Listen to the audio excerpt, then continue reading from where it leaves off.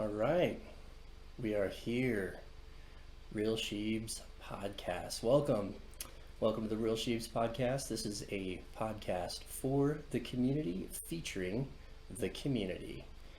So I'm super thankful to have Aaron Bowley as our first guest. Aaron, welcome to the show. Hello. Hello. So, how are you doing today? I'm doing all right. I'm still thinking about that possum. Yeah, we're gonna chat about the possum. That's for sure. So, yeah, the format of the show is we do a video Twitter broadcast, which is going right now, as well as a Twitter space, which is hosted by @Doge Broadcast as well. I'm not monitoring the broadcast chat, but if you're in the space with Doge Broadcast, you can send them a DM for any questions you might have for Aaron throughout the show. And yeah, we're gonna have a chance for some Q&A with Aaron pretty shortly here. And after the show, hopefully you and I can hop into the space for some more dialogue if we have time. Aaron, do you, Yeah, once the check clears, we got it. yeah, yeah, and I'm pretty excited. I'm seeing your little puppet mouth move and my little deep fake guy. Today you're hanging out with Robin Williams. And after our new little segment here, we'll see if you want to change it up a little bit. So, but yeah, Aaron, we're going to kick things off with our news in meme form segment, where we cover, by the way, totally true and completely believable recent events that you should definitely take our take very seriously, because we're a very serious community and nothing is hyperbole. And yeah, memes are literal by definition, right? So we're gonna hop over to the news in meme form. I got some cool news. Remember news? It's back in meme form. All right. So, as most of you know by now, Amber Heard was found guilty on defamation charges against Captain Grindelwald Scissorhands. She has to pay something to the tune of $15 million. Did I get that right, Aaron? Is it 15 million? I think it's like 13, 13? or maybe or 8.2. Well, It's both of sadly, either way, I heard she can't afford the payment. So, fans on both sides are wondering what happens next.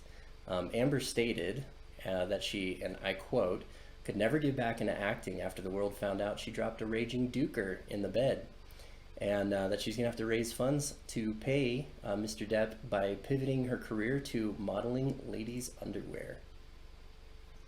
You can see that meme, all right, right? Yeah. I made this for you. So I love it.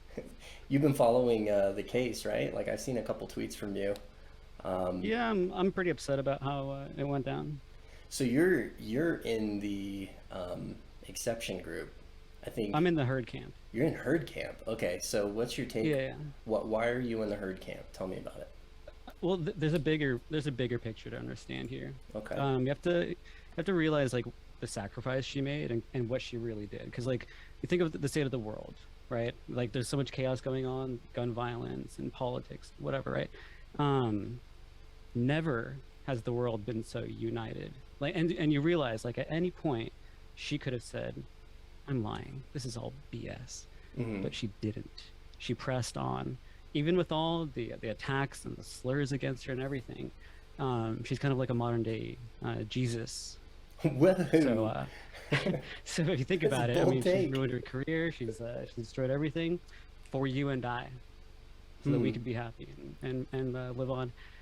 So it's like a Amber turd, more like Amber Jesus turd. Anyway, so I take it I'm probably a bit alone on that one, but I think so. I mean, from what I see, I've not seen Amber Jesus turd anywhere on Twitter. yeah, I mean, you probably get all your news from like the headlines and stuff. So Yeah, pretty much. I mean, Twitter and Reddit is all team Depp. So so I take it you believe her. and I understand. I get their perspective. As flawed as it might be. So you've never like known anyone to lie, just take it to their grave? You don't think that's possible with this one?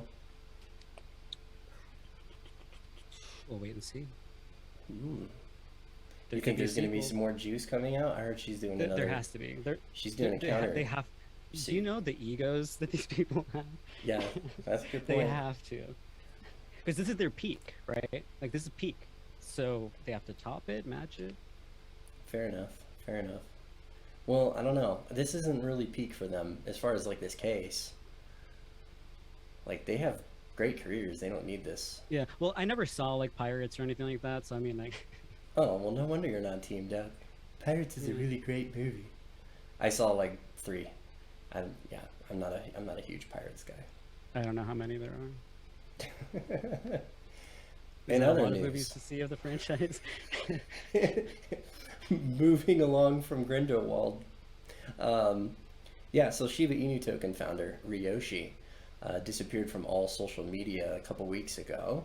Ryoshi, which is the unironic alias attempting to be an ironic reference to a Satoshi, I'm guessing, but ended up being just kind of another layer to cringe copy-paste behavior. But anyway, he or she or they, it may be a group as well, erased all activity since the token's inception. The Shiba Inu token community were left bewildered, and rumors of Ryoshi's death began to spread within the groups until Ryoshi resurrected on social media 3 days later, this time as Upshad the White. Are you into Shiba Inu at all? Like, do you follow any of this? Or I'll be honest. Way back before it was like I think it was like in the first couple days that it came into existence. I had a friend who like hit me up on like Facebook and was like, "Just buy this. It's so stupid. I don't even know what it is, but I heard about it." So I bought a tiny bit. But I literally I didn't even know what I didn't check anything. I just trust this guy, and I was like, sure, why not?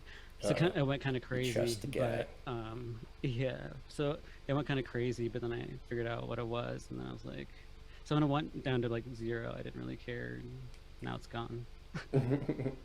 Yeah, I think they added a 0 fairly recently. I'll be honest, I did buy $100. I confided in a couple people, and I immediately felt like You know who's guilt. listening right now. Yeah. Oh yeah. I confided in a couple people, and I sold it like in, I don't know, 30 minutes, and so now it's out there. Yeah. It was me trying to make a buck, and I did. I think I made a whole $1. Wow. Yeah, but yeah, that's my shameful moment. Yeah. You don't feel good about that $1, do you? No, I don't feel good about that $1. I'm gonna give it away. Yeah. Yeah, I'm definitely gonna give that $1 away. Not out of like, I'm gonna make someone's life better with that $1. Let's do that. Yeah, that was an expensive $1. Yeah. Yeah. Moving on. What's up with Upshad? What's up with Upshad? What's going on there? You like that meme? That took me a long time to Yeah. Photoshop. It's very clean. Is he still kicking? I don't know. I just know he came back and tried to make a comeback, and then people kind of poo-pooed on him. And Yeah. I don't know Why? if people Why? bought it. Well, he rugged his whole community. Yeah, I mean, I guess. yeah. I'm guessing I that. feel like it's so standard practice at this point. It's like, is it even a rug, or it's like just part of the? Have you read the leak, the potential Senate bill leak? Or Maybe. checked it out at all?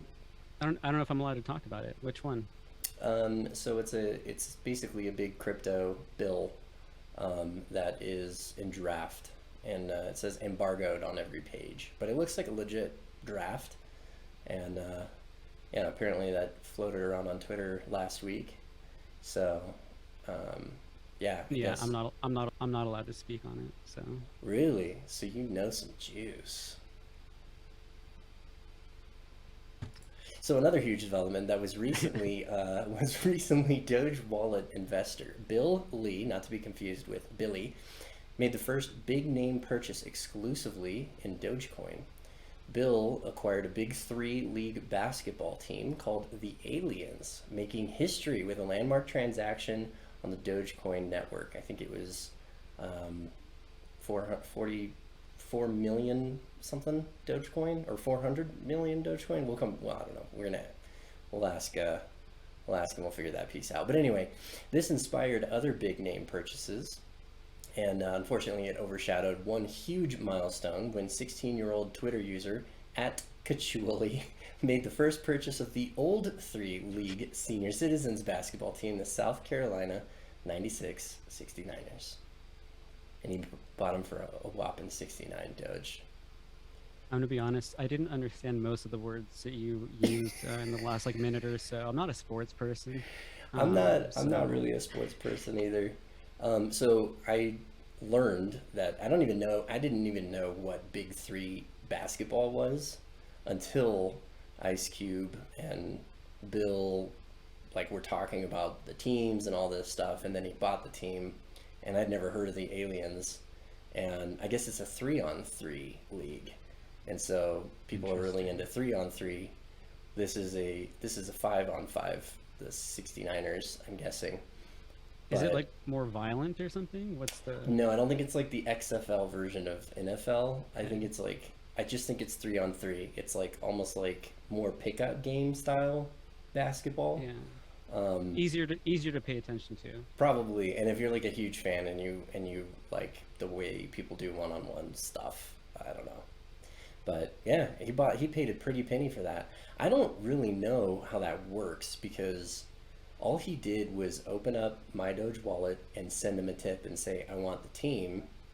And I've never heard of a transaction. They must have had more discussions and then made it super public, because you can't just be like, I want to buy the team. You remember that scene in Batman Begins when he's like, I'm buying this hotel? Yes. He just writes a check and gives it to the waiter. Yeah. I'm like, that's not how the world works.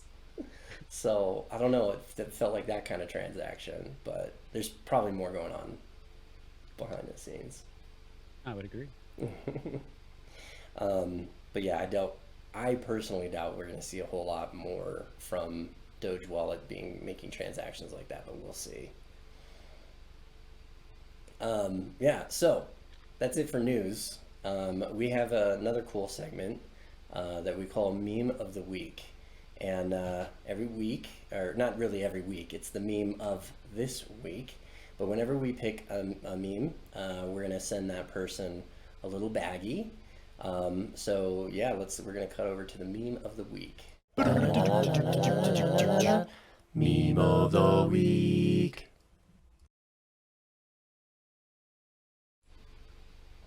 All right, so this week's meme goes out to @_Minty Doge, just Minty. You can just call him Minty.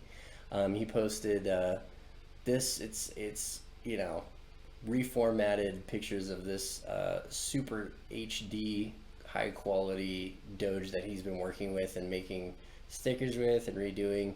I personally love it. I love Minty too. He's a really dope guy. But what's the top left one? What's going on there? I think it's Matrix. It's a little fuzzy for me. Yeah. Matrix it and a fuzzy little Matrix Oculus. for me. Yeah. Yeah, I dig that one a lot. Yeah. And the Dune one I really like because you nailed the font perfectly.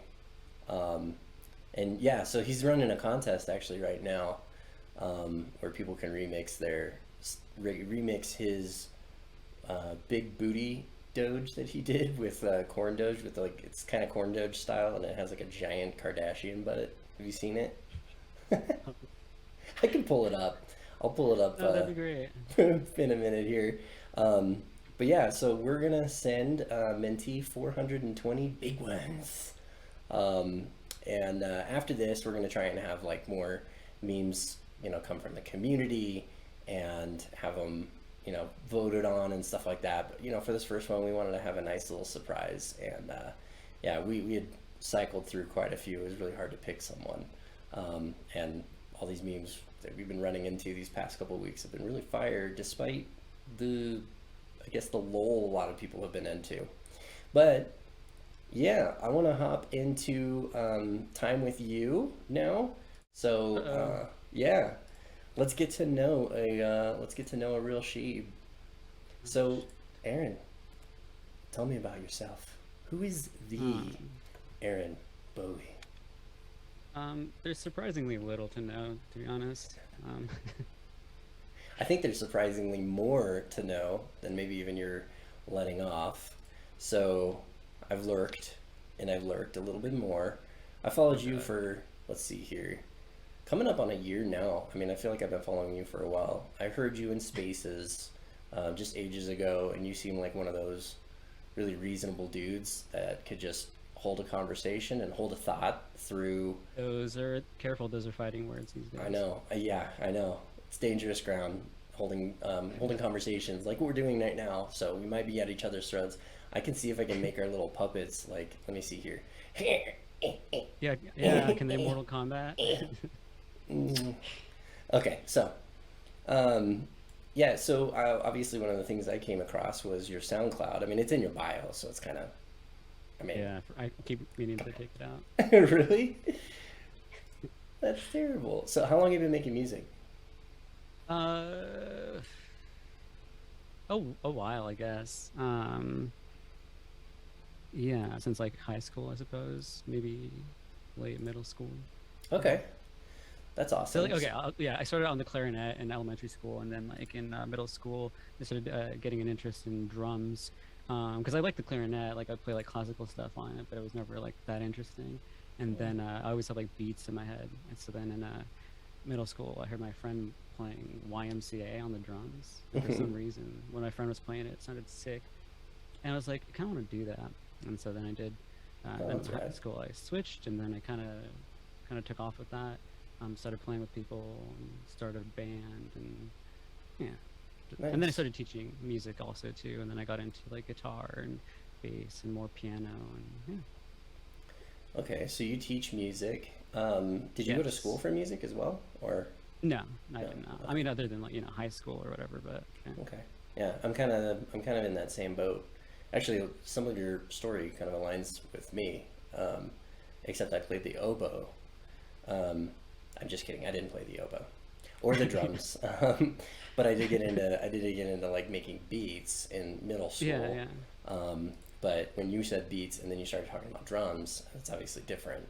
So, But were you also hearing like beats in your head, and then you're like, I need to get this out, or what's going on? yeah, actually, yeah, I wasn't like one of those like desk drummers, but I would. Because I was gonna say I was always tapping everything. Oh, really? I was literally playing beats. Like I'd like use my foot like as a kick drum, just like on the floor, and like tap my legs or whatever, and like yeah, and then it hit me like, oh duh, I should just play the drums since I'm doing it all the time. It's awesome. Kids in your class loved you, I'm sure. Yeah.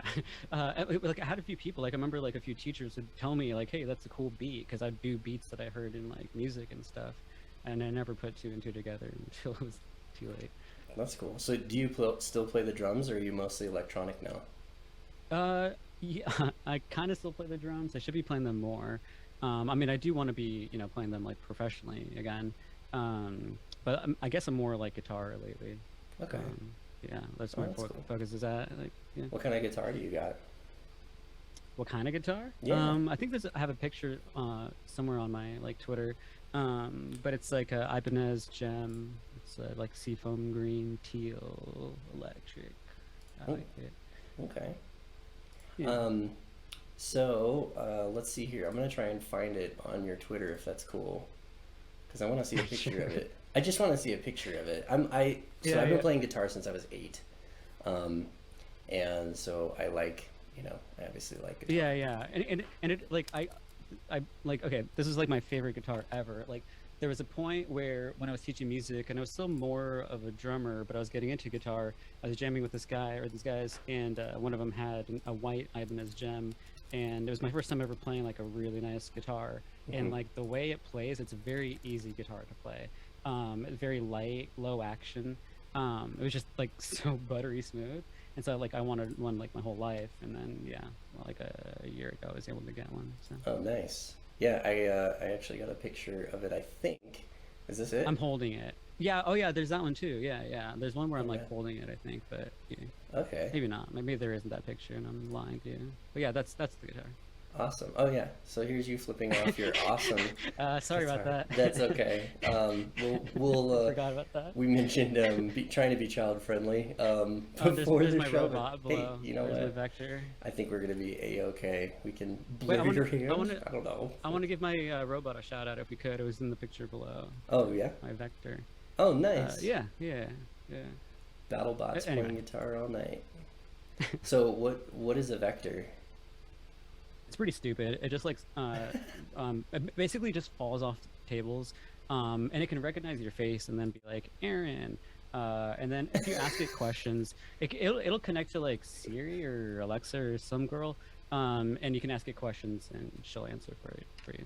Oh, okay. But it mainly just falls off of things and the battery dies all the time. So Oh. it's just a little robot baby. That's funny. And you want to Yeah, put I some leave it dead spinning all the blades on time. that bad boy. Yeah, I do want to deck it out sometimes with like 3D printed parts, but. Have you given it a name? No, I just changed the treads to be red. Okay. It's and probably and then safe to not give it a name. Like naming Alexa and naming Siri, that's kind of dangerous grounds because now people just curse out what's going to Well, take I'm- over the world one day. Like every time I'm they also get just mad. really bad at naming things. Like Huh. I would name it Vector because that's what it's called, or I would just name it Little Robot. Like that's how I name things. Or Stupid Robot. Yeah, so getting back to the Ibanez, I remember the first time I played one, and obviously the action is like really dope especially for the Mhm. price that you get for them. And I Yeah. had never heard of lock nuts until I saw an Ibanez, and I was like, this is genius. I thought I'd be like a strat guy, but I Mhm. I don't really like the way they feel and play, and yeah, I didn't think that I'd be an Ibanez person. I love Yamaha, but Oh yeah, I like Ibanez a lot. yeah. I've got two Yamahas and a fake Strat, but it's like the 1986 Japanese Strat Squire, so it's like the good one. They had like made in Mexico and made in Japan. Oh, Okay, yeah. Well, why don't we move on to another subject? You had told me that you're really into comedy, so yeah, I love funny stuff. okay, right on. Don't we all? What's so what kind of? Well, honestly, it seems like some people don't these days. So. I know. Well, I know. So everyone's gonna hate this show because it's not even funny Yeah. anyway. But what kind of comedy are you into? Are you into like stand up or film or skits or just like is it one of those? I'm into It's everything. literally so much of comedy. Like I've had so many particular types of obsessions with whether it be shows. Like I was really into late night shows for a long time. Like literally, I would watch every single one. I would watch the old ones, so like Carson, Dick Cavett show. I love Letterman. I would binge those things. I don't know why, but I had such an interest in like how they function, just the whole format, the behind the scenes. Like one of my favorite shows ever is Larry Sanders Show. Mhm. Yeah, and again, that's a fictional late night show. So yeah, I've had crazy obsession with that. And then yeah, literally just any kind of comedy that makes me laugh. I really like dark humor, not Okay. because I don't know, it's not about like being like I don't know like poking. It's just like I just think it's funny. But like especially if they can kind of like bring it around to a point or like a moral or something ironic or whatever. But yeah. Interesting. Okay.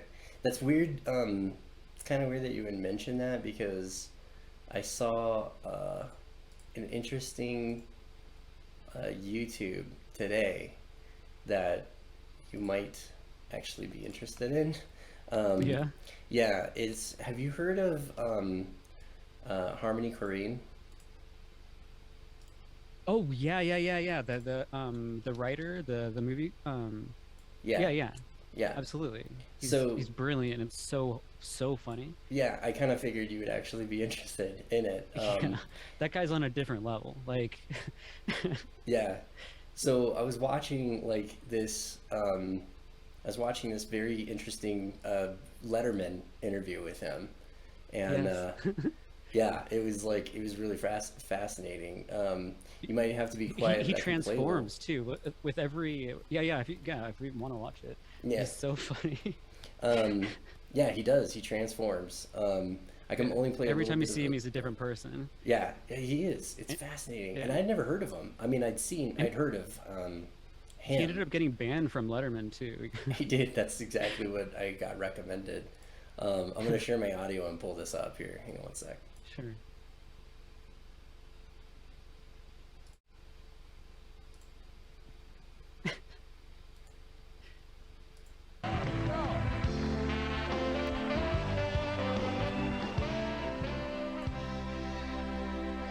I think maybe you take a 38 medium. How you doing? Pretty good, how are you? Yeah, I'm sorry if I screwed up your name. It's Corrine, Harmony Corrine. That's an interesting name. Is there something unusual we should know about that? Well, I don't know. My dad used to be a tap dancer. And Is that right? Yeah. Yeah. He's pretty famous. He used to hang out with the Nicholas brothers, and he called me Harmony. Uh-huh. And that's how you got the name? Yeah. And you changed it when you were younger? You changed it to what? To harmful, because I thought it would be, tougher, because I used to fight a lot when I was little. You fought a lot? Yeah, I was Did you win? Were you a good fighter? not very good. Yeah. I don't know. I mean, You just enjoyed it. Yeah, but once I took this kid sailing, and his name was Barfunk, and I capsized the sailboat, and he almost drowned. Does he remind you of Andy Kaufman? Yeah.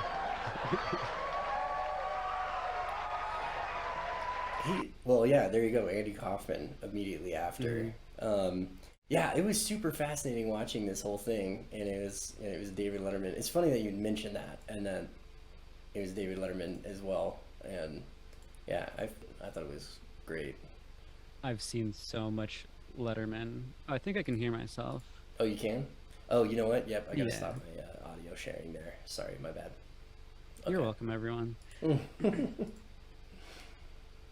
I forgot what I was saying. That was so distracting. I'm No, sorry. I was gonna say I've binged so much Letterman and seen so many I've seen those clips many times actually. I kind of rewatch them every few years. So Yeah, I can forget myself. yeah. So is he your favorite late night?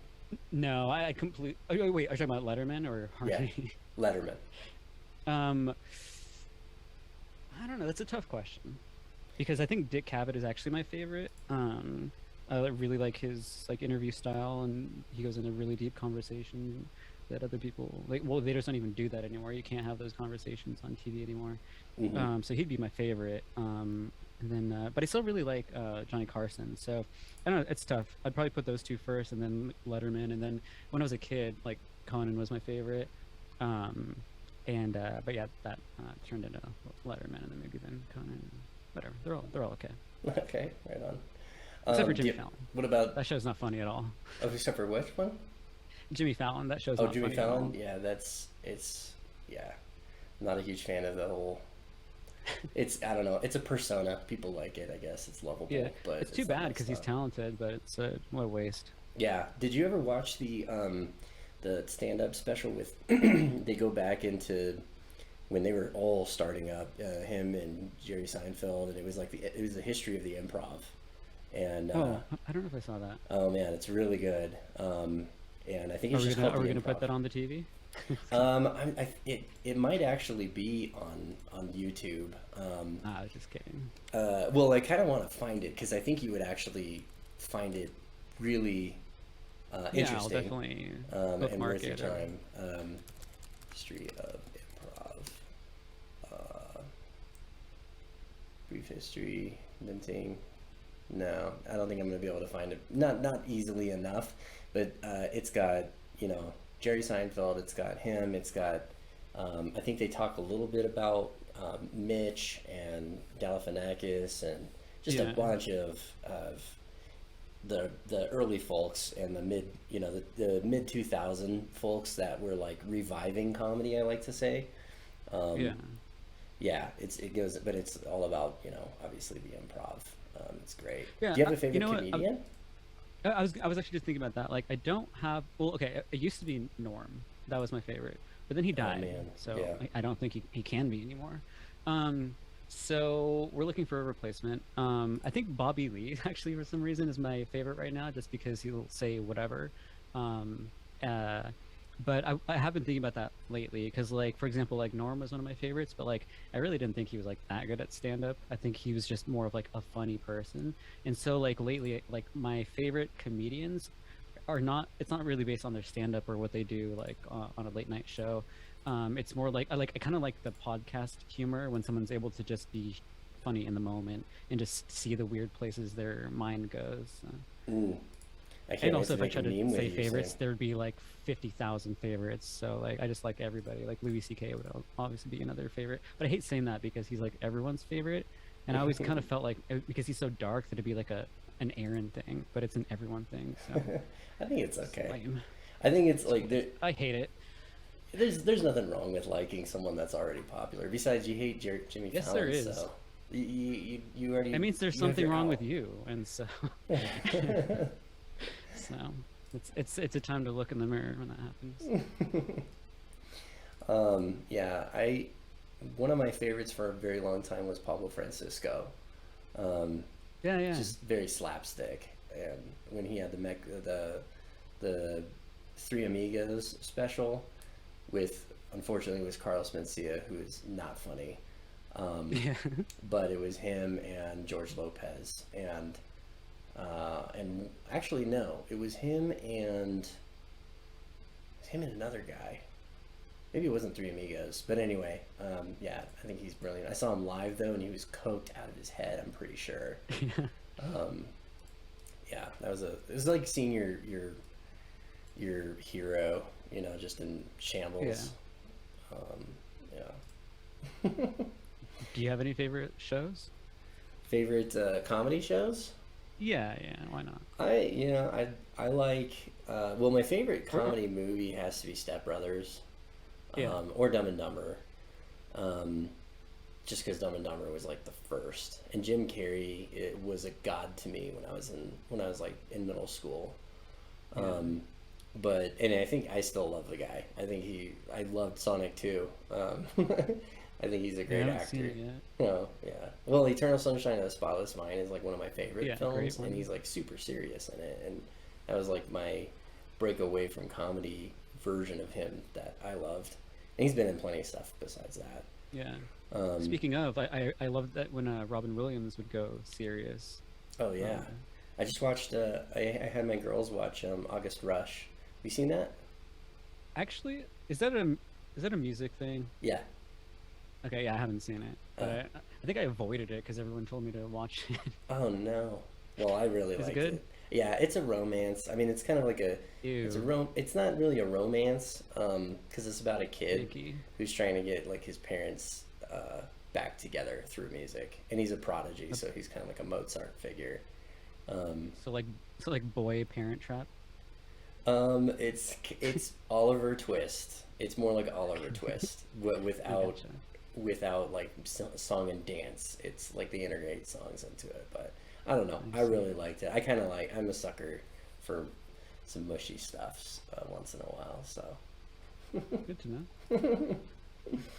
know. yeah. So speaking of mushy stuff, I want to talk about satanic stuff with you.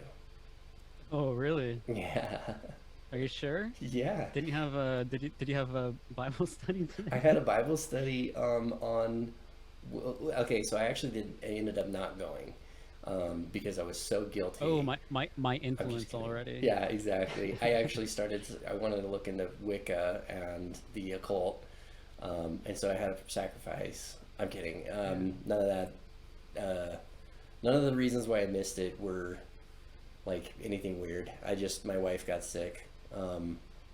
But it doesn't matter. I'm Christian. I'm pretty like open about that, but I'm also not like a weird dude. I'm like totally down to have conversation. You seem kind of weird. I do. Well, I am weird in my own ways. I have a Robin Williams deep fake, so I think it's okay to say I caught you in weird. a lie, but we'll let it slide. Okay, yes. Very unchristian of you. Oh yeah, I forgot about that. I forgot about what is it? The 10 something. Yeah, I don't know. So yeah, how did you get into it? What's the level of involvement that you have with it? What intrigues you? Are you practicing? Like what's your whole story behind it? So it started at a young age. So It always does. I was raised Mormon, so there's your first hint. Interesting. And then I don't know, for some reason, like I just never like believed any of it. So I was always like, and then also I think I was reading like fantasy books, and I just read a lot, and I always like related more to like, oh, and I think I also played like Final Fantasy and stuff. And so like if there was like a dark mage or like some like broken character in like like a depressed character or like evil character in like a book, I always liked those characters, especially if they were like powerful or whatever, like, you know, like I think around like age 4, I was just, I don't know what came over me, but I made a deal with the devil and I traded my soul for something. I don't know what, but yeah. Did you so I was really? just, like, Did you really? That's what I remember. So you I mean, I remember was 4, selling your soul? so I don't know. I don't know. Oh, when you were 4. So I don't know how, you know, reliable that is, but yeah. And then you know, life kept going, and then of course like none of it's real. So I traded my soul for what? But yeah, but I've just always kind of enjoyed like the humor of it. It's The just humor playful. of satanic stuff? Yeah. So like I would use, you know, like weird signs and symbols and things and just place them just for a laugh. Oh yeah, just for like kind of trolling or? Yeah. It's just cool artwork, cool style, cool logos type thing. Yeah. Okay. So you don't like take it seriously? No. Interesting. Okay. So Vincent's your favorite character in Final Fantasy. We've established that. Exactly. Yep. Yes. Got it. You follow. And Yeah. then like what would it be, a Magus and Chrono Trigger, of course. Yeah, you follow. Any JRPG, which basically is always going to have one broken character that's just... Yeah, there'll always be at least one Aaron in the game. That's true. Did you like Full Metal Alchemist? Do you watch anime? Not really, to be honest, unless you okay. count old Dragon Ball Z and Pokemon. It's just Dragon Balls. Dragon Ball I'm just kidding. No, I don't know. I think it's Dragon Ball Z. So I watch those, and like I think it's cool. Like it's just overload for me. There's so many characters. I love the art style. I like the action. Like it's just there's so many. Also, like I watch like a part of one episode and then I see a clip from another one. I'm like, wait, that looks cool too. And then another clip from another show. I'm like, that looks sick too. I can't miss that. And then it's like, I'm gonna miss all of them, you know. So I gave up. My sister's crazy about anime. She's seen everything, and she like writes like, I don't know if she writes mangas or what they're called, but she like does that. She's really into it. Yeah. I think the closest to getting into manga is the hookup skateboards that came out when I was a kid. I always wanted a hookup skateboard because they had like the nurses and stuff on it, and I was like, I want that. I actually have no idea what that is. Oh, well, Hookup skateboard? What's that? It's just a brand of skateboard. You know, have you heard of Element or? Yes. Yeah, so it's like Element, and they were really big back in those days. They weren't hookups wasn't that big, but you know, at that point, like in that time, I guess it was more about like the art that you had. If you didn't have a really good expensive skateboard, so at that point you just pick whatever brand that's not Nash, and you just go for the art. So on the bottom of your deck. Yeah, I just noticed something. We got another little message in the chat. Mm-hmm. I don't know if you saw that. Oh yeah. Or if I need we're to doing say good. anything about that. We're doing good. Spoiler So yeah, alert, it was, there was a message. Spoiler alert for you, not for the audience, which doesn't matter because we're talking. We're gonna get into Q&A pretty soon here, but I still want to. There's a lot I want to talk to you about. We haven't talked about Dogecoin. Oh yeah, I forgot about it. Yeah, but I'm kind of still intrigued by the some of the satanic stuff here. Did you ever get into like practicing anything? Did you ever like experiment? Like I'm gonna try no. stuff, I mean, like, I do love blood and I love like death and stuff. But no, I never like. See, the thing is, like, I'm very like I'm really antisocial, and a lot of these like rituals, like you need other people around. You know, everyone's supposed to like do something, or so it's, you know, difficult for me. So yeah, no rituals, nothing like that. Maybe some, like, maybe when I'm like really depressed, there might be some like, you know, incantation stuff going on, but besides that, you know, nothing. Okay. Yeah, right on. I have so it's just interesting to me, especially because I have a cousin who is kind of like a practicing Catholic, but he really likes blasphemy. Like it's a big influence on his art. So he will do a lot of like Catholic inspired art. And then remix it. let me show you. That's kind of the purpose of this this format. And you tell me what you think. Sure. I'm gonna scroll a little bit down and see. Let's see here. So Watley's blood. Okay, so this might actually be interesting. So you'll notice, like, he kind of goes for the halo that you see in a lot of like Catholic art. Yeah, the beanie, the holy beanie. The holy beanie, yes, the Rasta, the Jesus Rasta, and this is kind of his art. He for someone who is, you know, Catholic, it's kind of like, it's like Catholic meets Geiger. Yeah, that's actually a really good take. I thought it was always interesting because it's like, you know, as a Catholic and then writing like tarot cards, to me is fascinating. Yeah, so here's some crosses, right? How much to mint? Just kidding. Yeah, right. No, look at this. Oh boy. Oh, nice. But yeah, he's not into like NFTs or anything. This guy just does Good for him. you know, raw mediums and stuff like that. But I figured you would be interested in this kind Yeah, of I think this it's cool. kind of Like, this is stuff. definitely like up my alley. Yeah. Yeah, I think it's actually he's really talented. So I gotta Debatable, give him that. but- What's that? Wait, what did you say? Nothing. I didn't say anything. Okay. I don't know what you heard. I don't know. I heard something. So let's see here. There's so many things I wanted to talk to you about, and I feel like, well, I think we can hang out, right? So Yeah. I'm chill, I think. Did you see the big leak that happened? I want to talk about Dogecoin, and maybe we can have Like that bleed into are we hinting about that crazy thread? the thread. You quote tweeted it, so I know you saw it. It was I from think you a caught me. dying nobody. Yeah, I caught My you. burner. I knew it was you. Yeah. You are him, and you are Jigsaw, and so you're gonna play a game with the community. Yes. Yeah. I've been waiting for that. Like I said, like I thought a lot of these things were really obvious and should have been obvious to people. So it concerns me that it's not more of an issue. But Interesting. I don't know. So When money and power and fame is involved. So you feel like you've known about this for a while? Like, what did you have a gut feeling, or do you feel like have you experienced this, or Yeah, let me yeah, give the go ahead, audience some context, or maybe you can give the audience some context. No, you go ahead. You go ahead. Well, why don't I do this? I'll pull it up, and I will.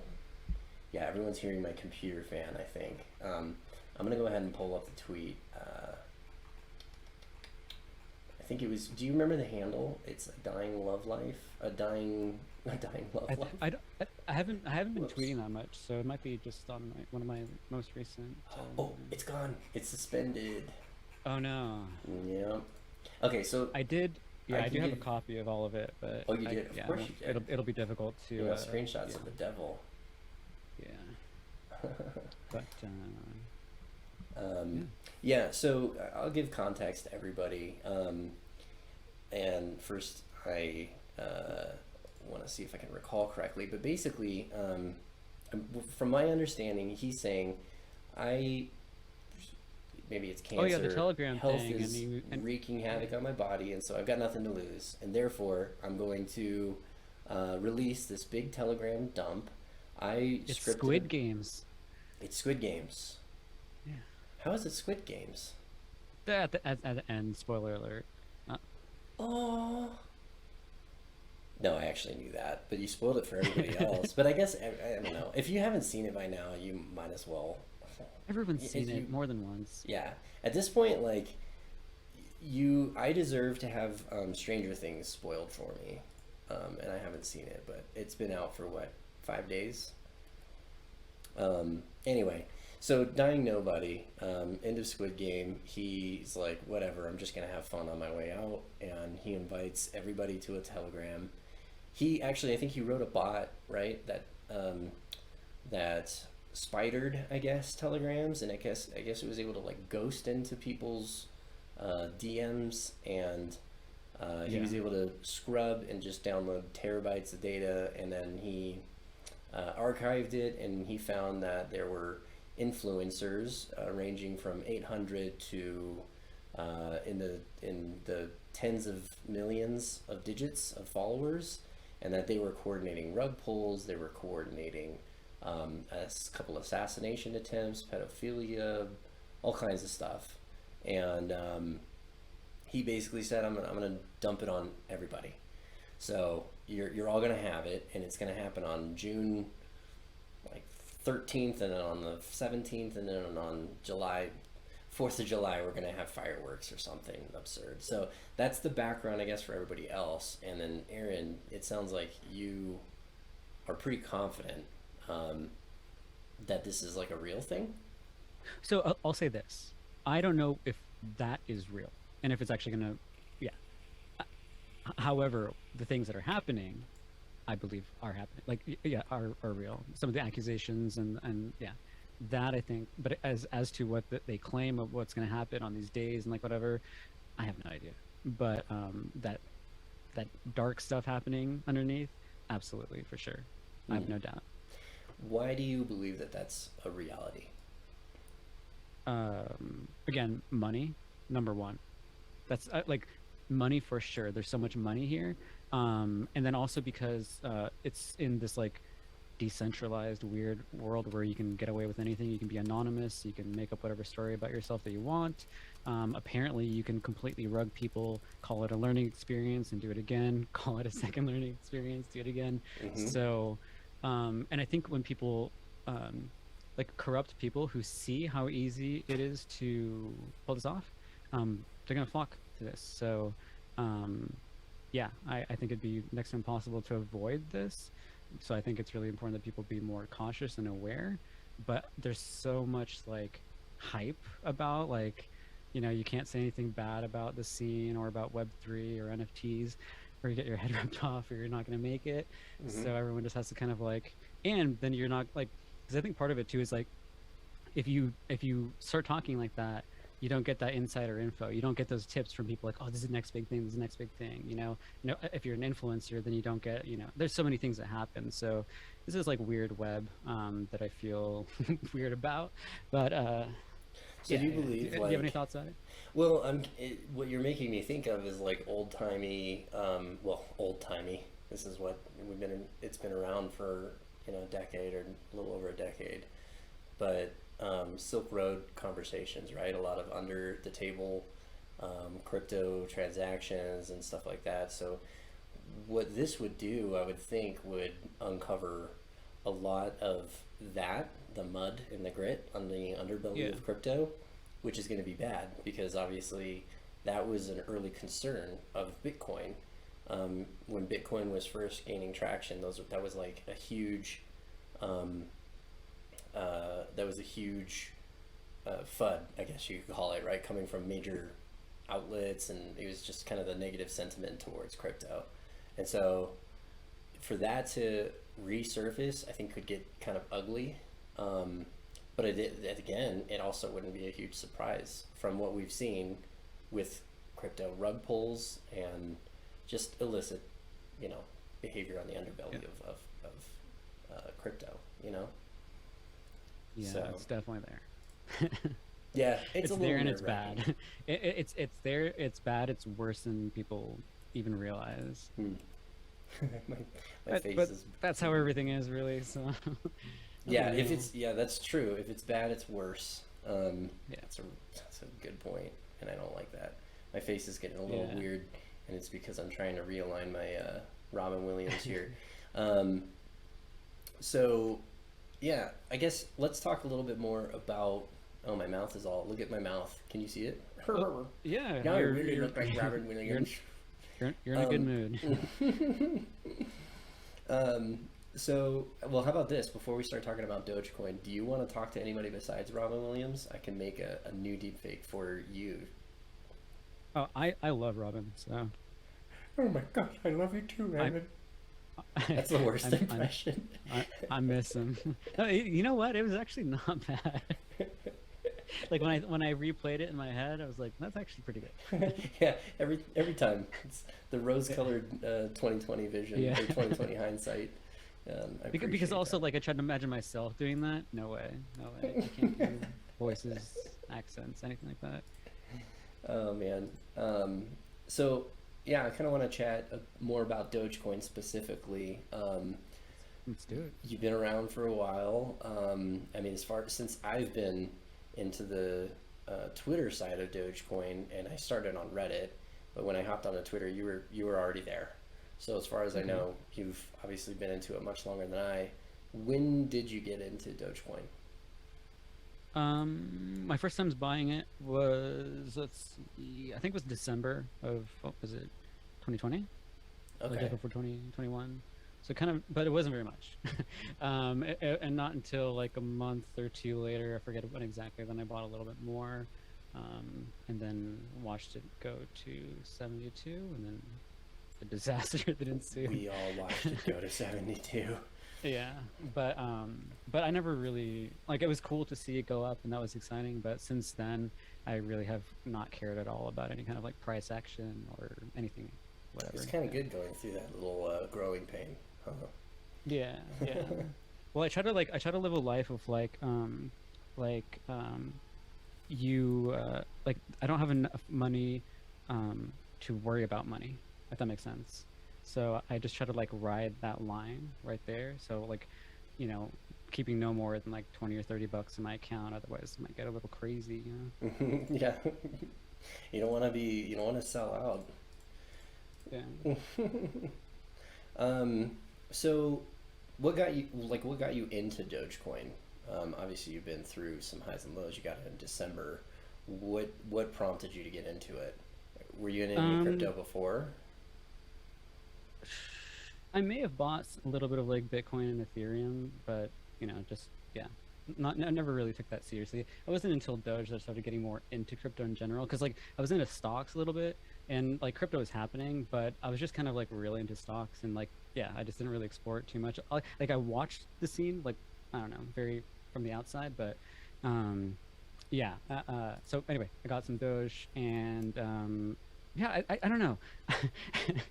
So how did you find out like, about too it? many. Like you were into stocks and you just kind of were, you know, pushing a little bit of money around, but like how did you even hear about Probably, Dogecoin? Unfortunately, have to credit Elon for bringing it more to my attention. Oh, that's okay. I thought you were going to say someone else. You know, but I do think about it a lot, because I don't really know how I like excuse me, drinking some water, how I even like got into spaces, or like how that all played out, because like I didn't really follow any like Doge people or whatever, so like I don't remember how it ended up. Like, I don't know who the first Doge person I followed was. I don't remember what the first space I was in. I'm like, yeah, none of that. So it was all just kind of a blur. It was also just so exciting that I think there's so much adrenaline coursing through my body that I don't know, I kind of blacked out. So you don't even remember like how you got into it. Do you remember what the draw was for Dogecoin for you? Was there a draw, or was it just kind of? I think it was like, fun, well, definitely, money obviously, like the humor and how it doesn't take itself seriously. It definitely attracted that. And then also like once I kind of like got on Twitter and then magically found this community, it was an awesome one, especially back then. There was a lot of like education, people just being friendly, talking to each other. Everyone seemed to be making money, so everyone was in a good mood. So yeah, and that's basically what drew me more, was like the community, because like it wasn't like I was like so into crypto that's why I got into Doge. Like I really didn't care that much even then. It was just, I just like to keep up with, you know, what's happening. But then with the community and just everything that was going on, and like a lot of the spaces were just awesome.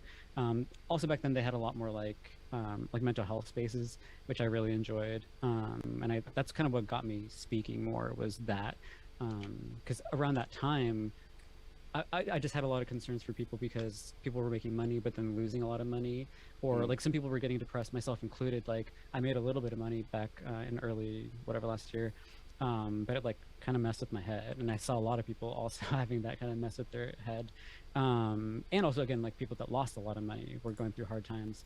So like when everyone was like so excited about crypto and stocks and whatever, I felt like there weren't really enough people concerned about it and watching out. So that's why I was like, getting more into spaces. So when there was mental health ones, like if I saw an opportunity to like, I don't know, voice a concern or help somebody out or whatever, then, that's why I started speaking. I think that's how I discovered you, as a mental health space.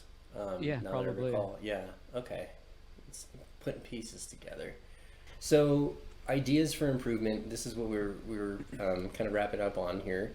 If you were, a whale, an influencer, wave maker, a dev, whatever it is, if you had the means, how would you improve Dogecoin, the community, the performance, whatever it is, anything? Yeah, and basically the tipping thing, where the reason I was thinking about it was I have friends who aren't into crypto and don't have any Doge, and I was thinking, telling them they should get one of those, a wallet, because it's so easy to send now.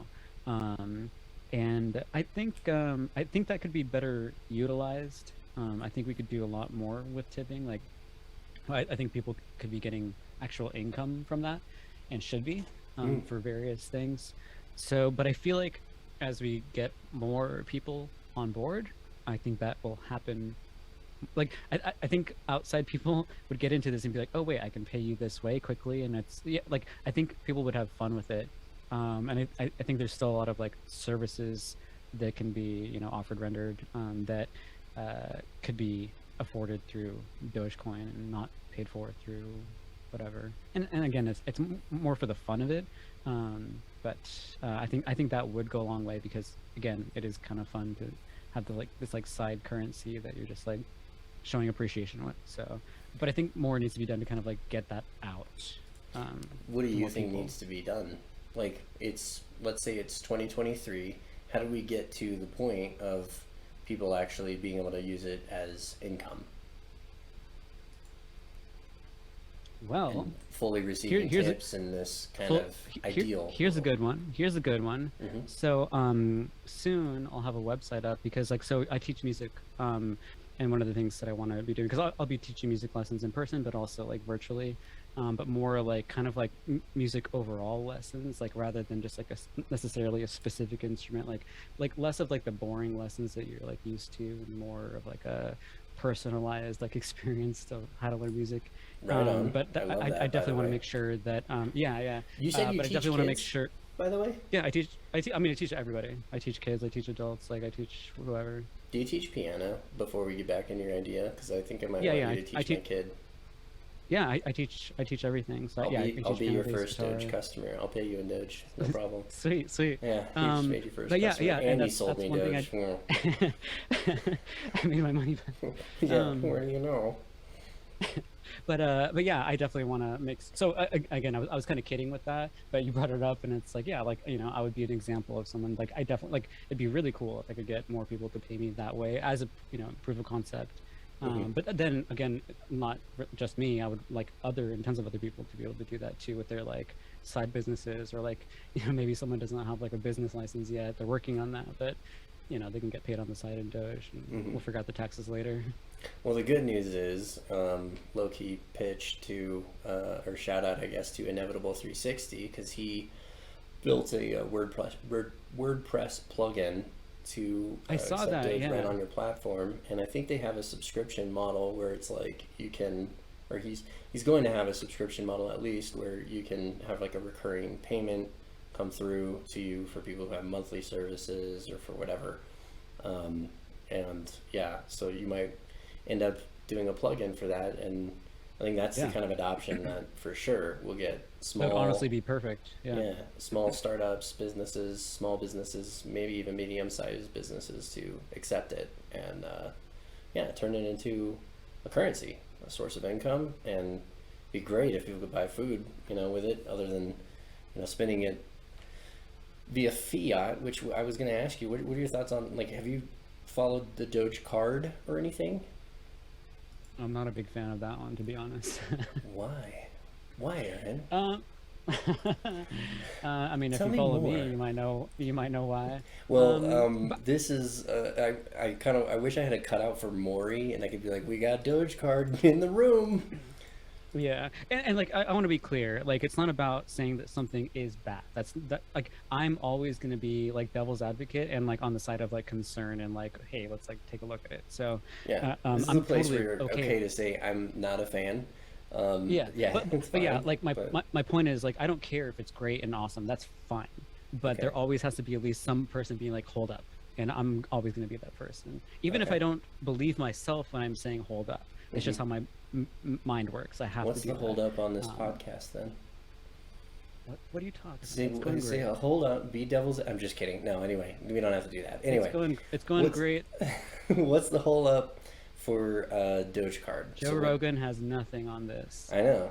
Jamie, pull that Yeah. up. Oh, yep, I forgot we're kids friendly. Jamie, pull that. Yeah, you warned me, and I've only sworn I 2 know. times, which is Yeah. incredibly low for a non-Christian. I'm gonna do some Hail Marys. And so thoughts on back to Dogecard. So what's the concern? Okay, I don't want to get too into this. Well, I don't think, feel free to yeah, keep yourself in your comfort zone, and you don't have to put yourself on So, blast. number one, I definitely don't want to be making any like personal attacks on anybody at all. For sure. Because I For sure. I don't claim to have all the info. So, but yeah, I think for me, the concern is some of the people involved with it. Again, I could be wrong. And then the fact that it's a Visa card, right? Mhm. So that's funny to me. I don't think I need to explain why that's funny to me, but yeah, but at the same time, it gets the word out there, it gets the name out there, people are having fun with it. So I'm not saying it's a bad thing at all. Yeah. I'm just always cautious. So Sure. I think there's a lot. I think there's a fine. I'm also curious. Sorry, the fees. Like for example, like when you're getting that little bit of Doge for every time you spend, like I feel like there's a small print saying that you're paying in some way to have that feature. So Well, maybe I mean, like a yeah, yearly Doge- percentage or whatever. Like so that's what I'm kind of curious about Yeah. too, because like that's cute that you're getting Doge, but is it costing you more in the long run? Again, if it's somehow this magic money thing or whatever, maybe I should get it. But yeah, Yeah, I'm just well- I'm just skeptical. Money doesn't come out of thin air, and Exactly. Doge in does America come out it of, does. yeah, but- it does, and Doge doesn't come quite out of thin air. Validation of a transaction prints out what, Or 10,000, maybe I need to and let it sends it go to and a just miner. accept that money does come out of thin air. I need to just That's true. break out of my. Yeah, I'm such you a know what? boomer. You are so close-minded. Just take your goggles off and realize. Yeah. No, the reason why I say that is what I know is just on the payment transaction side of things. Visa charges what 3 to 5% of transaction fees. So I know Visa's got to take a piece of the pie anytime Absolutely. closing happens. So there's money involved in that. That usually comes out They're of the like, sellers. wait, Doge community wants to give us more money. All right, we'll take that. And who knows? Who knows the logistics behind it? But with rewards, I'd be interested to see at least how that works. And I think rewards are great. I use a Coinbase card, and I convert to USDC, and every once in a while I'll buy something with that, and I'll get some Doge back. Yeah. However, Yeah, and again, I want everyone to get rich and make money and do well. That's of For course. sure. I just I don't want mean- anyone to get screwed over. For sure. Or get taken advantage of. You know. well, my my take on it, as far as like Coinbase, and I don't, this isn't a me show. This is just me explaining at least the logic behind I think what you're getting at here, which is from a Coinbase perspective, if I pay, and by the way, they don't do Doge rewards anymore, which is a huge bummer. However, if I pay from my bank and I fill my card and I fill it with USDC, So I might pay a small transaction fee. Most of the time it's free. And I just am converting cash to crypto. I pay that, and then the company takes Visa. There's no pulling out of Doge, out of the entire ecosystem, Doge. And they give me an award, and it's Doge. So it's putting into the ecosystem Doge. So I'm actually taking cash and I'm turning it into basically Doge. With the Doge card, and there's people that probably know this better, and maybe we'll have someone on the show that can explain some more of this, or we can talk about it in a space following up. But if you're paying with Doge, now that's being converted to fiat, and that's actually pulling it out of the ecosystem, which is kind of a concern for me. So, and then to be able to turn that somehow back into more Doge, that's a little. But you know what? If we're not experts, we're not here to insert FUD. So for the rest of the community and the broader audience, enjoy your Dogecard, share the brand. But yeah, I think I get what you're getting at. I'm picking up what you're putting down. We're just watching out. What's so bad about that? If it's good, it's good. Yeah. So I guess grand vision. This will be my last question, and then I want to open it up to some Q&A. So it's not about price, right? You like the idea. For me personally. For some people, it's about price. For some people, it's about price. I would say, conceptually, I think it's fair to say it ought to be that way for everybody. Would you agree? Yeah, absolutely. I mean, it's our way to the highway, so. And also, to me, it's not worth the stress. that alone, I guess, in the crypto world, that alone is great. If it's not about the price, then what is it about for you? The ease of use, having more, hopefully, control on how you can distribute your, I don't know how to call this, like energy, I suppose, and where you want to put it. And that's what I see. Right on. Yeah. Right on. Okay. Like, no one has to get in between our business. It's just, you want this? I want that. It's just done. So. I like that. I mean, people can kind of get in between, right? They can look in the distributed ledger, but that's it. They can look. They can read, they can't write. And that's fine. But it's no bank's business, really. And I think that's kind of... Exactly. No corporation has to be involved. Yeah, for sure. So, how about this? As I say that, using my Apple phone to send you. Yeah, we need to get you on Dogecoin Core, and we need to get you a cold wallet, which I have a cool how-to where you break up a USB and you put it in a balloon and you stuff it in your Bing Bong, and that's how you secure your crypto cold. But I'm not gonna share that. We're kid friendly. So I'm gonna open up Q&A.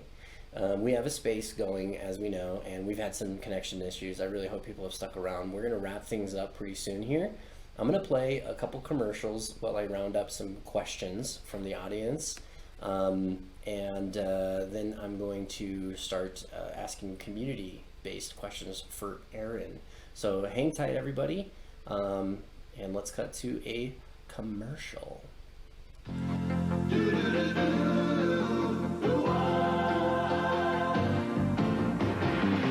doesn't matter what comes, fresh goes better in life.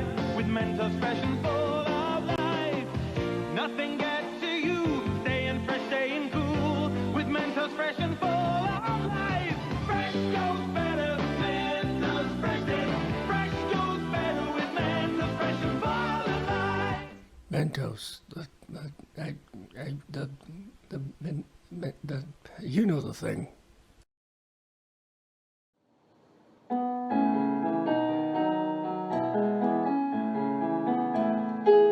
Folgers Aroma roasted coffee made from mountain-grown beans, richly roasted and finely ground for a great waking up aroma. The best part of waking up is for just in your car. Okay, and we're back. All right, so welcome back, everybody. I'm gonna switch over to some. Oh, my mouth is messed up. There we go. Cool, right on. So I'm gonna switch over to some Q&A. I'm gonna do my best to post these on the screen for you to see, Aaron, and then I'll read out the ad and what this stuff is coming from here. So the first one we have is from Kayla. I am Kayla, at I am Kayla. Any projects you working on? Yeah, actually. I don't know how much to say about it. Yeah, actually in the next couple of weeks, me and this girl that is my girlfriend, we're gonna be working on some music. She's coming here to my area in Washington State. And yeah, I don't know if we're working on a song or an album or what exactly, or maybe I just can't say. But yeah, I definitely have at least that project going on, and then maybe another side one, plus definitely some personal, like I will be making more of like my own music and actually putting it out, which I never do, but I will now. So Yeah. yes, a few. I was a few looking at your projects. SoundCloud, and it was really dope, but it is all demos, and Yes. yeah, which is cool. That's Which is intentional. fine. Like I like that. In case anyone made the mistake of clicking on my SoundCloud, yeah, it's all just like kind of like weird unfinished stuff. I do pretty much any style of music, or like even styles that don't exist, or that sound terrible. So yeah, it's all pretty weird.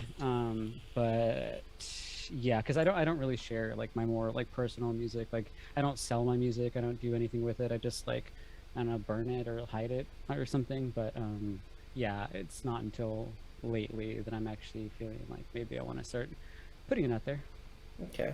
So yeah, my SoundCloud sucks, but there's some weird stuff in there. Maybe, and I have had some people like listen to it and enjoy a song or two. So I like it. I personally like it. But okay, I'm it's also also, for like, me, like even when I hear it, it's so weird. So I'm like, I don't know why anyone would like it. So well, I hate and I told you this, before we started, but I want to play one of your stuff, one of your songs, but I hate hearing my own, so I totally get it. But I'm a big like unfinished business kind of guy So anyway, so I'll make stuff. I'm gonna put you on the spot since you checked out my SoundCloud. Was there anything that you actually liked, or you just full of Yeah, well, I liked. I'm gonna have to remember the names when I pull it up. Yeah, I'll sure. remember. I might have to listen to just a little bit of a track before I can. Hang on, let me tell you. Okay, and that concludes our broadcast, everyone. Yeah, oh, it's cutting out. Sorry, guys. Yeah, we're having connection issues. What? Oh man. Okay. I do have a couple of songs that I would say are maybe a little bit more complete. Like, if you could see all the tracks, if you, I think, scroll all the way to the first one, there's a song called "The Affair and Why." I did that a long time ago. It's one of the first things I ever recorded, but that one's okay. I have this like Aaliyah remix that I like. I saw that and I didn't listen to it. That would be a good one to listen to, I think. Okay. Cool. Yeah, but the reason I say that is because like after I made it, my friend who has this like really nice BMW, we listened to it in the car, and it sounded honestly sick. Pardon That's my cool. non-Christian language. That's okay. But yeah, so that might be an okay one. But yeah, avoid most of it probably. Oh please. Yeah. So the reason why it intrigues me with like the demo idea of it is I will make unfinished stuff like all the time, and I like to see what people think. I liked your demo track, obviously. Which demo track? It's the very top. It's the latest one, demo track 4.4. I liked. Yeah, I know what you're talking about. I liked your Halo Revival remix. That was my first remix ever, by the way. Like that, like literally, like so long ago. There was this stupid Halo like remix contest happening, but I found out about it on like the last day, so there was no way I could like actually enter it. But it was when I first started using Ableton, and so that was like literally the first thing that I ever like That's cool. Yeah, and but like that one is cooler if you like listen to the original. Like maybe you know the Halo song that it's a remix of, but it sounds like it's an orchestral song. I didn't recognize it. I was expecting the that's Jim Carrey. Alrighty.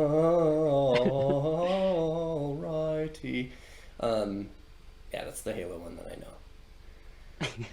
So yeah, it was this like slow like orchestral thing that has like, and then I don't know what I did to it, but whoa, long train running. Okay, so I'm looking at some dope stuff. But anyway, yeah, I liked that one. I did not see the Aaliyah one, and I liked.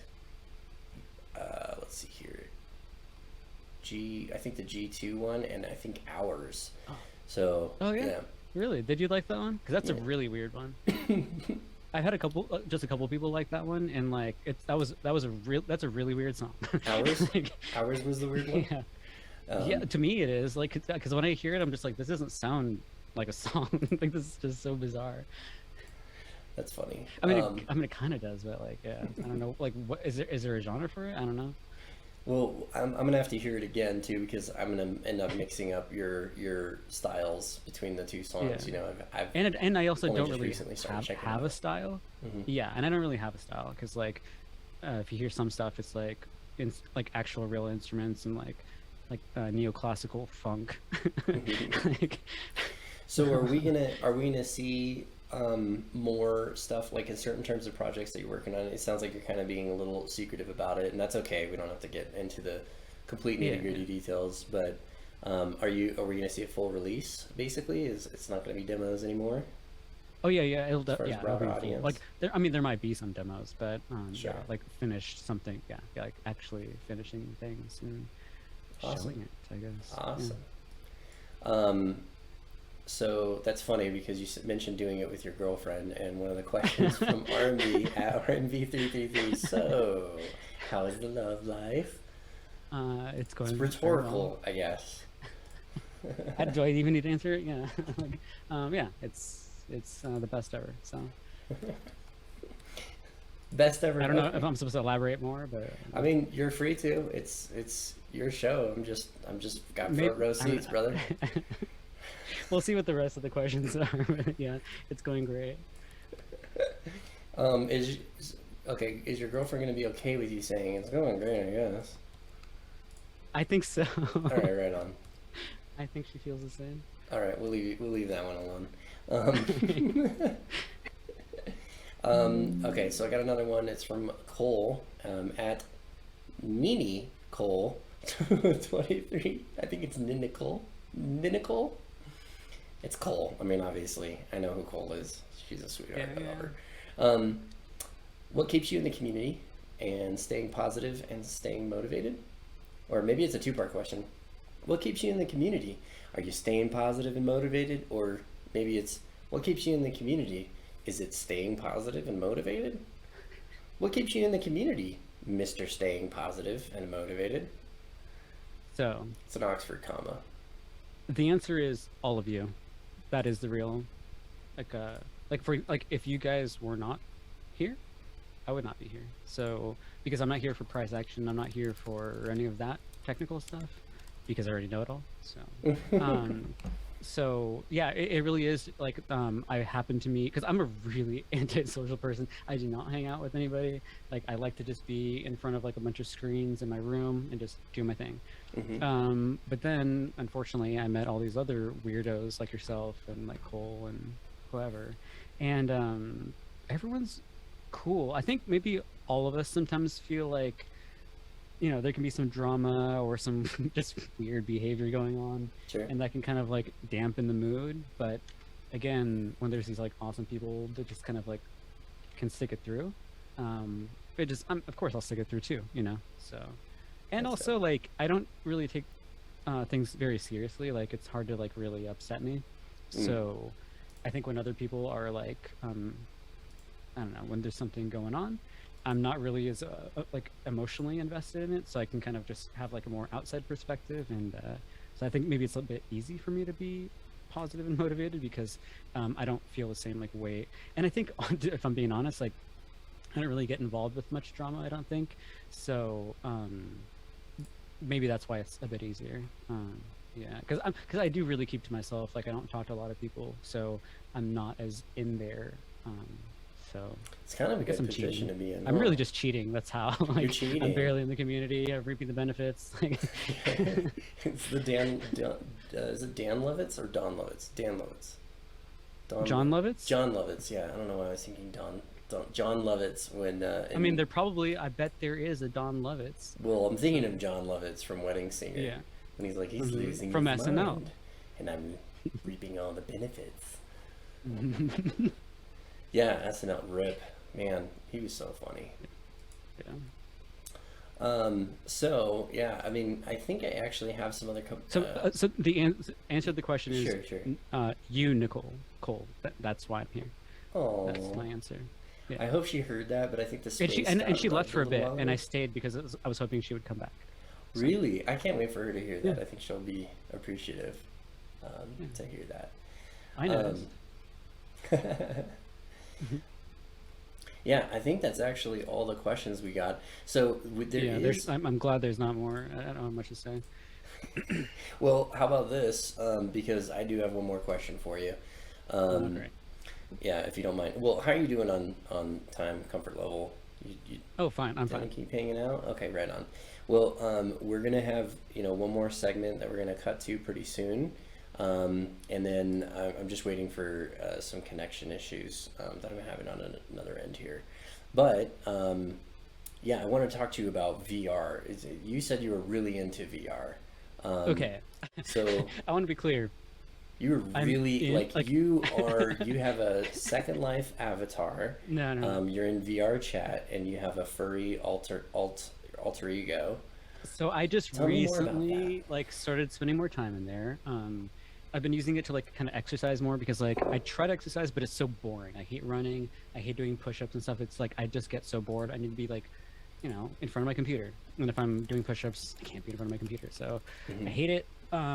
But when I get into VR, it's just way easier to kind of lose yourself doing things because you're doing something in that virtual world. So whether it's an actual exercise game or a boxing thing, or again you're playing the forest, chopping down trees and I don't know, hacking people to death, cannibals to death, I should say.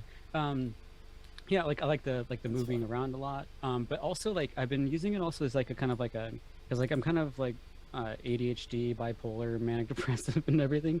So sometimes I need to diffuse my brain. I'm overthinking and being crazy. And it's really cool. If I just pop on the VR headset for even just 5 to 10 minutes, whatever I was stressed about, whatever I was thinking about is gone. Completely. Even just putting on the controllers on your hand and putting the head, even in just the first couple minutes of just getting into it, you're already in a different world, and then you literally go into a different world. So oh, I see some screen sharing. Yeah. We'll get that up soon when we're done chatting about this subject, and then we'll cut over to a different segment. I want to keep talking about this. So yeah, I don't want to make it seem like I'm some expert because I'm really not doing that much. And funny enough, I really just hang out by myself most of the time in VR. But yeah, it's been a really cool thing for me, mentally, and then also physically too, because I'll just move around so much more than I would have sitting still at my computer. That's awesome. Do you see where do you see it going in the future, and do you have any concerns about it? Obviously it's we a might good have to have a escape second for you. Do you feel yeah, we might have to have a second podcast about this, because I see I'm mainly interested in education.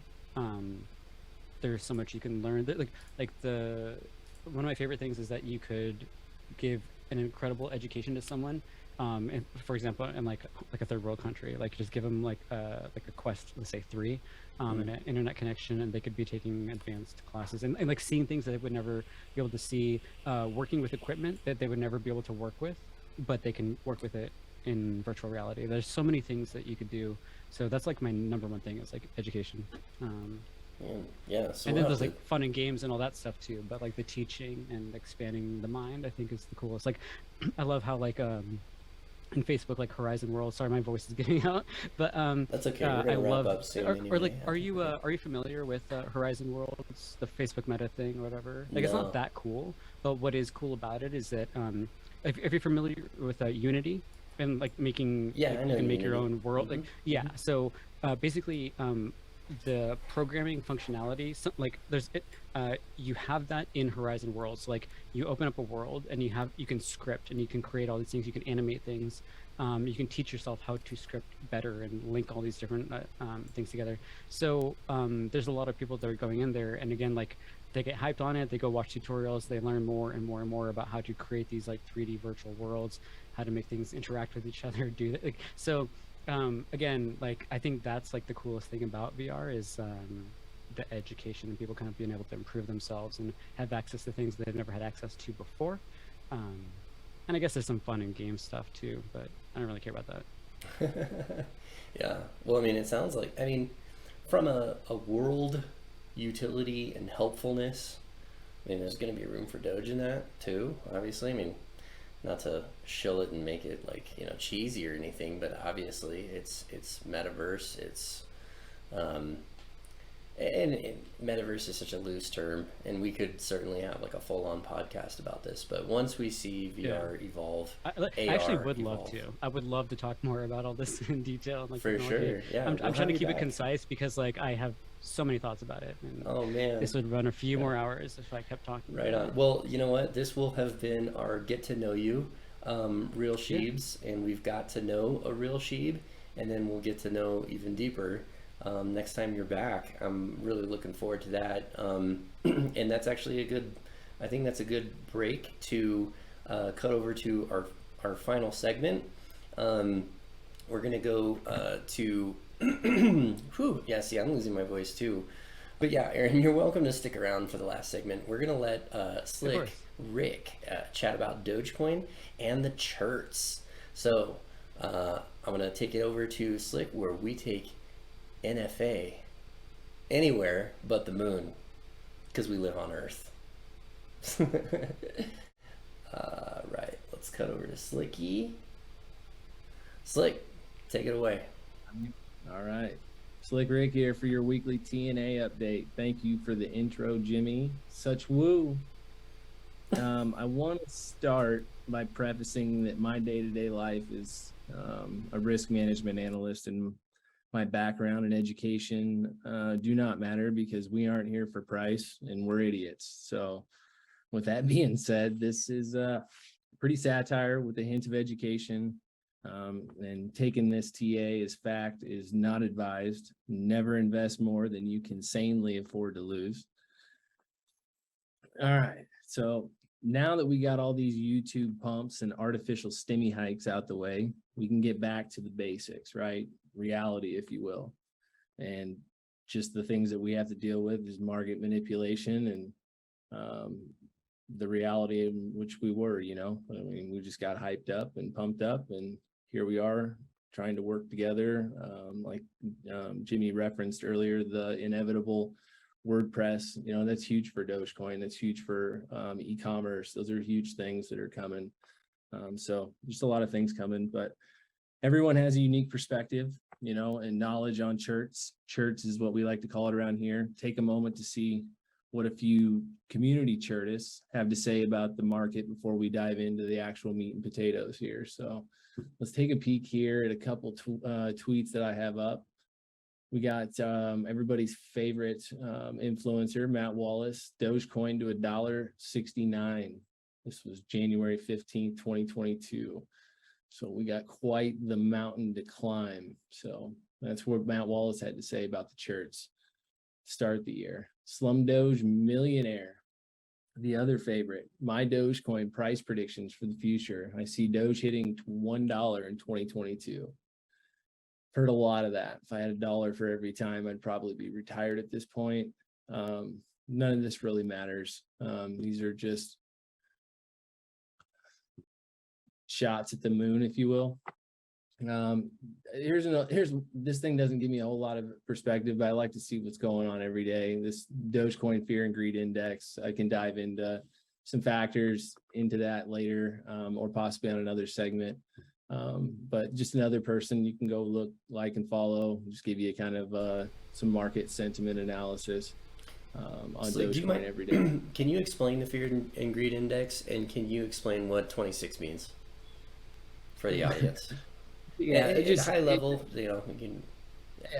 Yeah, from overview, just the 3,000 foot is just, there's not a whole lot of bulls, let's say, in the market. There's a lot of selling action going on. You have regulation talks, inflation, gas prices. People are trying to enjoy what they can with what they have for summer. So, it's just a lot. I mean, it's just not expecting a lot of movement. You heard Bowley saying he expects things to trade sideways, and we'll get into that here in a second. So, but just something I have a reminder to look at every day just to see what this thing says, but I don't hold a lot of weight to it, but it's just more of a talking point. So, last one here I want to go over, Dogecoin OG, at Real Dogecoin OG. Somebody puts out a lot of chart analysis every day. Just about every day he puts something out, but he's saying still seeing pressure across the market. Doge on the 1 minute chart is showing high sell volumes since yesterday, still holding near the 8 cent. And it's very true. We found a lot of support there, but let's get into the charts. It's always interesting just to see what others are thinking. Many are different. Many people have different strategies, right? We're all trading different time frames. We all have different exit strategies and goals with our money, right? So, all right, let's take a peek at the 1 year daily chart just to give a 3,000 foot overview. This is just kind of where we're at from the year, right? So let's start with the quote unquote altcoin season, or whatever the Moon Boy crowd likes to call it. Every year we seem to get crypto pumps in the fall. So they say, saw a little bit of action. Mind you, we were already coming down. So we saw a little fake out there in the October-November range, and apparently that means sell your Doge. It's tax season, right? Write that down, Jimmy. Altcoin season is actually tax season, so note that. Looks like we took to the slopes. Everybody enjoyed a bit of a winter break just to keep our minds off price. This is what I do with the charts, just to have fun with whatever's going on. So we hit tax fund season here. If you look heading into March and heading into April, we started seeing a pump, so I say it's tax refund season, only to realize, barely going to put a dent into our 2022 gas budget. So that little run fizzled out pretty quickly. And we saw that huge spike that happened there. Was that towards the end of April, and that got shot down. And then we saw a little pump last weekend, and we can dive into the hourly chart to get more into that. But now we're more cooling off. We're enjoying the summer weather with chillier prices, currently sitting at about 8 degrees Celsius. And by the way, I want to thank Doge Meme Girl. She put out a really cool meme this week, and I grabbed these stickers. So I'm going to shoot you some Dogecoin this week. And hopefully you don't mind. If you do mind, DM me, and I will not use your stickers. But I love them, and they're great. So, but to be honest, that pool looks like fun, but it's really a war zone. Let's take a gander at the real-time hourly chart here. This is what my hourly chart looks like, if anybody cares. See if we can't muster up a little forecast here heading into the weekend. Looks like we got some heavy winds, strong winds coming there from the northwest, pushing what seems to be a positive trend down to our pretty reliable support level that we have down here at 0.077. If you see that on my, here, let me get a little tool for you. Here, right here is what I'm talking about, our support level.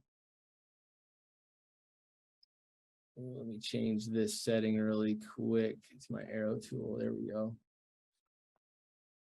And I put a little trampoline here so you guys can have an idea of what this support means. Hopefully that visual effect provides you an example of what we're looking at on the day-to-day. The current fight right now between 0.0822 cents and 0.077 cents. That's this range here at the top and this range here at the bottom. We're fighting to win back support at 0822 up here, which used to be support, which is now resistance. So see this little bull trap I have here? I put a little bull trap here because what you actually have, you have a double bottom yesterday. Right here was 1, here's 2, and I put a little test line here in orange. I just wanted to see if it was confirmed and see what the next day was going to look like. And it just didn't get to where it needed to. It bounced and then it just kept bouncing. So it really confirmed that today was the sell-off that we did see, which you see right here, leading into a nice little bounce off our trampoline and back off that support and headed right back to our buddy from Toy Story, golly Bob howdy. So basically, Valley hit it on the nail earlier on us trading sideways. I don't really expect a whole lot of movement until maybe the 12th. Otherwise, I really kind of expect everything to kind of trade sideways at these levels for a while. A little healthy correction, I'd say. As we continue to pump sideways, we've pretty much been pumping this way since the beginning of June. So the volume's low. A lot of talks with the inflation and crypto regulation. So there's just a lot of uncertainty right now, but we got some really healthy support at the 8-cent level. And I don't really see it, like I said, a whole lot of change happening in the next 48 hours. So you said no change. So you're anticipating this right here, right? No, I'm really what you're doing. You're doing it. I know what you're doing. You're pamping. That's a moon. No moons. That's not what I'm here to do. I'm just trying to understand the market. The coin. No, I'm kidding. Yeah. But one of you guys mentioned 6.5 cents, which I found really interesting because I said 6.9 cents because it's 6.9. Because it's June 9th.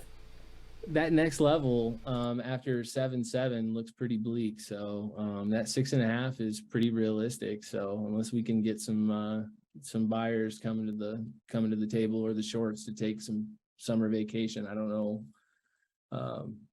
I don't really see a whole lot of change happening for a little while. But if you actually zoom back out and you look at, well, let me get rid of this, hide my brush. If you actually zoom back out, you just see this little triangle that I'm working with down here. That's where we're trading right now. That's what I'm looking at. That's what I'm talking about. But we're still on a pretty steep little downtrend. And here's my line at 6.5. So there's plenty of time left. I mean, I don't really expect a whole lot of change until end of August. So I'll just keep an eye on the charts and see what's going on. But to be honest with you, it's probably a good segue to wrap up my little time here. But just remember, TA is psychology, right? So understanding the psyche behind crypto investors is pretty much impossible. So, and let's not even get into the shorts and all the manipulation that we see. We don't have time for that. But with that being said, that's 10 minutes you'll probably never get back. Actually, I know you will never get back. And 60% of the time, it works never. And back to you, Jimbo. Awesome.